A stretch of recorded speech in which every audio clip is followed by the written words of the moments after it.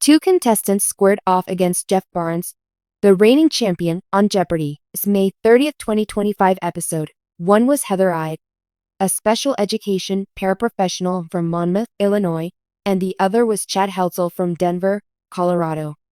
Barnes, a Washington, D.C. analyst, returned with a one-day total of $24,000. Ide's early momentum was unmistakable. She nailed the first question, found the first daily double on clue 3, and correctly identified the poet in the Paradise Lost clue, which put her at $1,600 early in the game. However, the rest of the night did not unfold in her favor. She later recounted exactly what happened in a detailed social media post. Heather explained that she'd been thrilled to see the poetry category appear as she was an English major in college, though she was aware that her fellow contestant, Jeff, was an English teacher. Her early success was strategic and informed, but she acknowledged succumbing to overthinking before committing to the correct response. Still, her lead eroded by the end of the first round, with Barnes at $3,400, Ida $2,400, and Heltzel still at $0. This set the stage for a challenging double jeopardy, where buzzer timing and category familiarity played decisive roles. Apparently, in double jeopardy, Heather found the first daily double on clue 5 in the music puree category. She opted for a true daily double whilst holding $3,200, and the clue described an early 20th century alliterative automatic keyboard.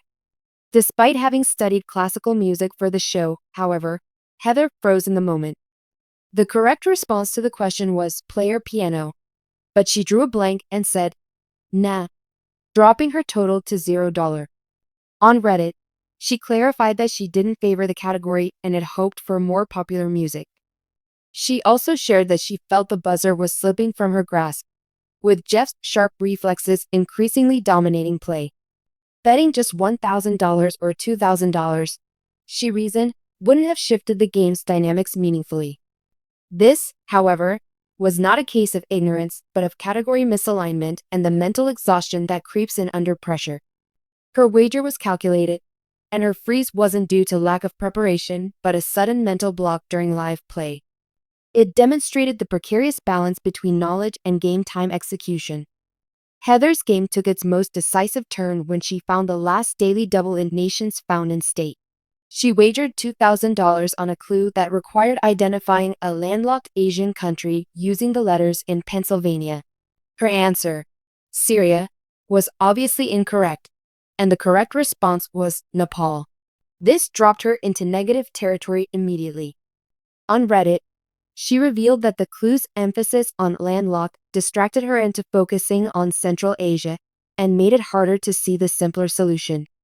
She also noted that even if she had been correct, her position in the game likely wouldn't have improved drastically. Viewers don't see what happens next. Contestants with negative totals are quietly led to a chair near the judges' table to watch the final round.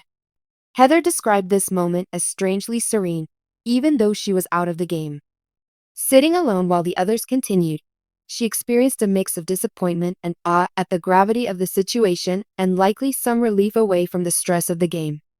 It highlighted the unspoken rules of the game, which are ruthless mathematics and procedural dignity. It's one thing to be just misinformed or to not work hard, another to give it your all only for a word to lead you to an honest mistake, or perhaps to have your guessing game backfired during a critical moment. In the end, Jeff Barnes sealed the game with a correct Final Jeopardy response in the novel characters category, finishing at $14,401 and carrying a to-date total of $38,401. Chad Heltzel also got it right, ending with $12,700.